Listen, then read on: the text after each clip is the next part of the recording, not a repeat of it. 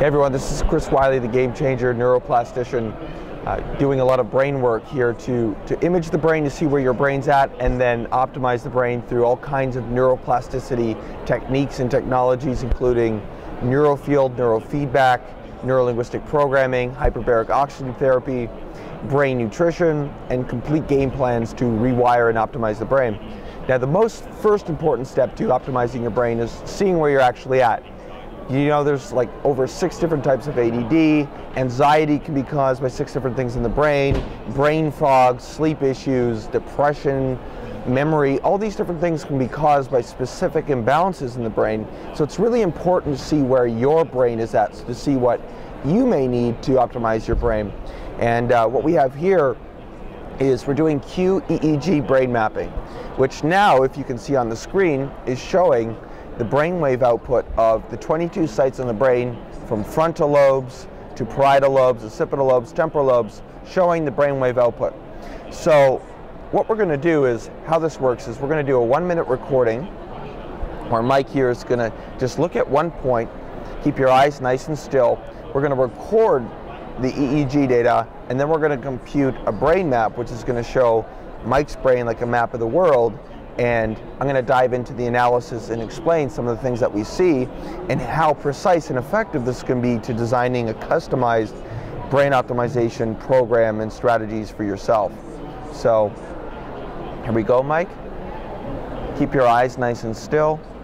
Any of those big loops there are just eye artifacts, so keep your eyes still.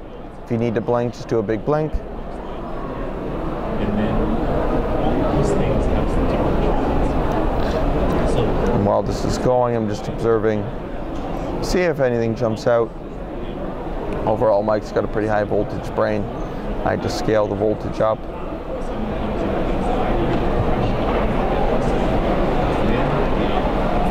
Eyes nice and still.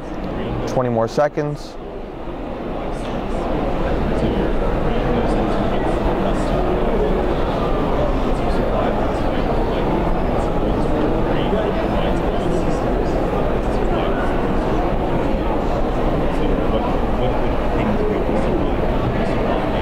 Eyes nice and still, 10 more seconds.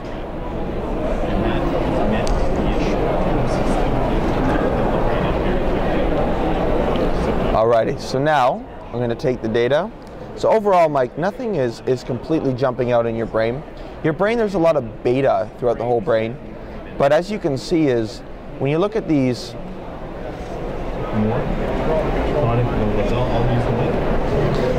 brain waves, you see how there's not a lot of symmetry between the amplitude on both sides of the brainwave. It's telling me that overall your brains aren't fully synchronized. And when you say brains, you mean different compartments of the brain? Different brain waves. Okay. So the brainwave output, it's a bit discombobulated, so things are kind of all over the place. So ideally what we want to see are more rhythmic brain waves with more coherence between them. So right off the bat I can tell that overall, also the symmetry and balance of different regions there's a lot of divergence between the different brains. So some regions are going a little bit faster than others. Some have a little bit more intensity than others. So ideally we want to see a lot of balance between the brain waves, but nothing is jumping off of me here seeing where I see something specific. What I am going to do now is we're going to take the data and we're going to compute the brain map to see specifically the actual picture of your brain and what's going on.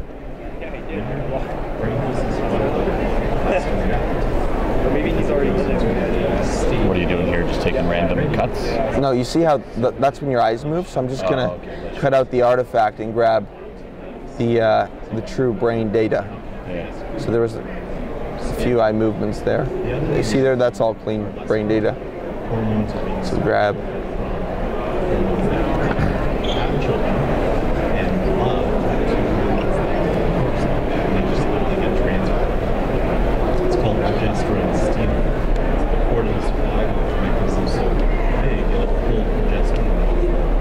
Alright, perfect. Okay, so now we're going to generate the report and I'm going to show you the brain map. And I'll explain everything that's going on here. Okay, alrighty. So what we see here is this is the frequency spectrum from delta slow wave activity to theta, to alpha, to beta, to high beta, which are much faster brain waves. This is showing how your brain compares to a normative database, this top line here. The line below it, this relative power, is showing how your brain, how the energy is distributed compared to itself. So in delta, this is showing how is the delta frequency distributed throughout your brain. So this is me, or this is me? They're all yours. Okay. They're just showing your brain what it's doing in different frequencies. Okay. Now, whenever you see blue, it means that there's a deficiency, underactivity. Whenever you see red, it means overactivity. So now when we look at delta, we see that there's some deficiencies there in the somatosensory cortex and parietal lobes, which is telling me your body's probably having a hard time to relax and go to sleep at night. No, it's better than it used to. It's like better than it used to. Okay. I don't have a huge challenge. Okay, interesting. Yeah. Well, this is telling me it's just those parts of the brain which are analyzing your external surroundings, like the parietal lobes control your external awareness. Is they're not. There's a bit of deficiency in delta there, which could affect your body's ability to drop down, relax, and regenerate at night. It could affect your ability to shut off your mind before bed. And you know, it might just be a minor thing. We're not seeing an extreme deficiency. But when we go into theta, we see there is. And specifically from memory centers all the way to some of the kinesthetic centers and some of the occipital lobes is, how's your memory been? Horrible. Yeah. Like now, horrendous. I can't. This totally makes sense, because in order for us to encode and remember and store information, our brain actually has to drop down to a theta state in which the hippocampus and other regions organize and consolidate information. So when we're not getting to theta, our brain's been exposed to the information, but it's not organizing, systematizing it into memory. Yeah. So this is where you can find yourself reading a book or listening to a podcast, and then the next day it's like, what was it about? Yeah. Because your brain never got into the states where it encoded the information. Now the biggest problem here is that the deficiency in theta is greatest in the temporal lobes. The temporal lobes locate some of the memory centers and emotional centers. So when they're deficient in theta, that's what they're designed to naturally resonate at.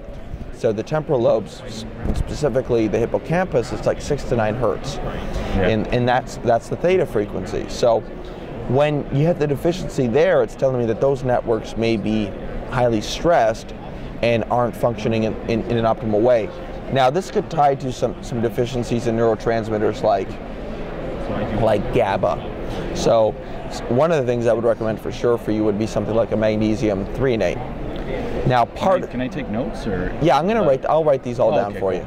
Yeah. Now, one of the things I really recommend, this is where some of the brain training works highly effective, would be something like the Neurofield, where we can put on a cap, put on these coils, and send in frequencies to your brain to activate and train the brain to some of these slower frequencies over those memory networks to get them resonating there, getting them firing and wiring at those frequencies, so that way your brain's now building the neural architecture to get back into that state where optimal memory functions. So also this is where, like, we talked about some of the mind plasticity, like neurolinguistic programming stuff. You can use your mind in a way to change your brain and get into these states. So it is easier if we can balance the brain though and get into a state to allow you to do that. And other things that would raise GABA for sure that would help would be, looks like taurine, and it looks like your brain overall is kind of in a state of stress, so some mitochondrial boosters would be really effective, like PQQ, CoQ10. And also, yeah, give me some pointers on that. Also like some specific meditation would be fantastic for you. And I would even recommend perhaps listening to some brainwave and bioenergetic trainment tracks. So I do some meditation, usually a couple times a week. Okay. Usually 20 minutes in the morning. You have that Muse headband. Okay. Okay. Yeah, just do more, you're suggesting? It's a good start. Yeah, and I have like different companies and technologies I utilize. Like one would be work with a company called like iAwake, and they make these tracks where you can saturate your brain waves with theta waves and get them in training to it, and send in bioenergetic frequencies, so that when you're meditating, it's helping your brain get to the state, helping you to rebuild those neurocortical pathways in theta, and helping to rebuild memory and balance this. Now overall, alpha is pretty balanced, so that's not a concern. Where I start to get into some of the concern, it's that your visual processing in your body's, are you kind of in a state of stress a lot of time? No. No? No. How's your visual processing? Like when I see something and Yeah. I think it's pretty good. You see something, but like if you see something, you have to see it a few times, and like if you see it, will you have a tendency to forget it? Yeah. Memory's really bad. That makes sense, because your occipital lobes at the back of the brain, which help to like for visual information, visual processing, they're hyperactive. So when you see this orange here, it means there's overactivity. Yeah. And when there's that overactivity there, it's causing things to be in a state of stress, which causes memory and cognition to decline. Now, beta frequency dominates when we're focusing on a problem, where we're thinking. It's in like the conscious waking state, vigilant state that we're in.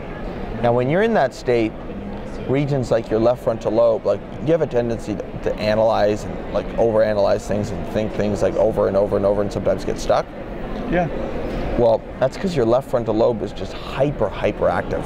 Now, when it's that hyperactive, it can just create some imbalances where you're constantly thinking. It's hard to take action and get out of loops. Mm-hmm. Also, what I see some hyperactivity in the right frontal lobes, which will impact memory. So if you find like negative memories popping up, or you're thinking things and there's like internal doubt. Yeah, some internal doubt. Yeah. That's partly because those right frontal lobes are hyperactive. Now it's interesting you're telling me that your body, you're not feeling tension, because your whole somatosensory motor strip is overactive, especially in beta. So I know if you're like working on a problem, your brain is almost going into a stress mode. So now when we go down here, this is coherence. Coherence is showing the connectivity between the brain regions. When you see red, it's like the different networks in the brain. Yeah. It's like they're talking on the phone, but they can't hang up. Yeah. So once your brain gets going, it can start. Your mind probably has a tendency to race. Yeah. When you're working on a problem, and something could happen, and you probably could get stuck in your ways, because your brain neurologically is very hyper-connected. Now, this is a natural response our brain does when it's stressed, is the brain will have a tendency to lock in, and we get like that tunnel vision.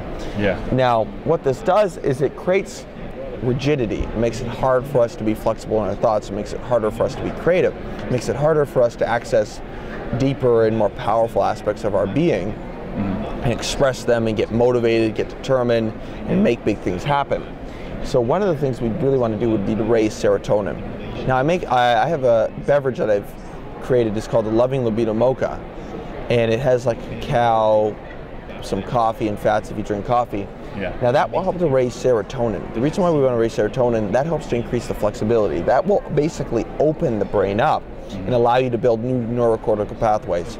Yeah. So this is where some of the work I do, like the neurolinguistic programming work and the mind work, is really key for creating plasticity in the brain, to opening the brain up, to help you basically break out of some of this stuckness in your brain. Okay. Now, I see a little bit of lag here. This is phase lag. So when you see a red here, there's a bit of slowing in your frontal lobes. Yeah. So when you think, it's like down there, it almost feels like I've got like half a second delay. Totally, that's what we're seeing right there in the frontal lobes. It's not too bad, but it can sure bring some brain fog. It's just that the speed isn't running as fast. So this is where with some of the brain training is we can really work on the frontal lobes to get them firing faster and speeding up. Mm-hmm. And then if you support them with like nutrition high in like choline, for instance, that will help to make sure the nerves and the brain cells are firing on point, and your processing speed speeds up. So I potentially would recommend, like say, taking something like acetylcholine to open the brain. But definitely some serotogenetic herbs would help, like reishi, like bacopa, like some of the cow, things that will raise serotonin. Also, the best thing you can do there is some of the meditation, Tai Chi, Qigong. So I'm a disciple of Shaolin, so do tons of Tai Chi and Qigong, martial arts, to help increase the flexibility of your brain. Now what we see is, when you get stressed, does your brain run like does it pull up like bad memories and things that have happened in the past? Does it have a tendency? May or may not. Yeah, not really. Okay. Yeah, like aside from like active stress, like do you find yourself, do you get like impulsive when stress happens, or do you find yourself like decision making? Does it? No, I wouldn't say I'm impulsive. No, if there's an important decision that I have to make, you know, I analyze it and go with, okay, you know, the best outcome. What I'm seeing is when you go into high beta, is your right frontal lobes, which affect your emotional control. Yeah. Really hyperactivates. So that's just telling me in stressful situations your emotions could really start to run. And then we have some visual centers at the back of your brain which become hyperactive, which can create like a hypervigilance, fight or flight type response, like Uber in the brain. Now what happens is there's a bit of that hypercoherence here. So frontal lobes are connected to occipital lobes, and they're hyper locked in. So in a stressful situation, your whole brain connected to the stress response is just lighting right up. So ideally, we'd want to see, we open up the flexibility here in the brain, so that way a stressful situation comes, your whole stress centers aren't just lighting up. Okay. Now, this is just a quick overview in the brain. There's only so much we can get through in half an hour. Yeah. But the main things I would say is we really got to get the theta and slower wave frequencies. So the deep meditation, raising GABA, huge, with some magnesium 3 and 8.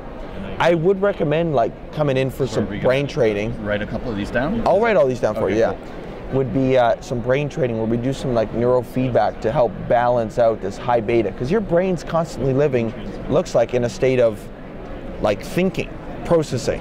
Yeah. And your brain's always going, and it's probably hard to shut your brain off. Yeah. Because if you look here, where's all the power distributed? In this beta frequency. Yeah. So the key in the brain is balance. So I'd recommend, I'll write down those supplemental recommendations. I would recommend some neurofeedback and perhaps some neurolinguistic programming to get that brain, getting the mind and brain really more balanced. Yeah, I'm up for it. Yeah, it sounds good. Any questions? No, just write the stuff down. Are you able to share that with me? Maybe email it to me? Of course, yeah. So what I'm going to do is I'm going to email this to you, and then since you already came here, I'm going to do like a special price for you for the follow-up. Yeah. So that way I can, like when you come, I'll dive a little bit deeper, just to explain any of their questions you have. But then we'll do the neurofeedback work and the brain training work right then and there, and begin optimizing this. Yeah. Cool. I'm excited. Let's do it.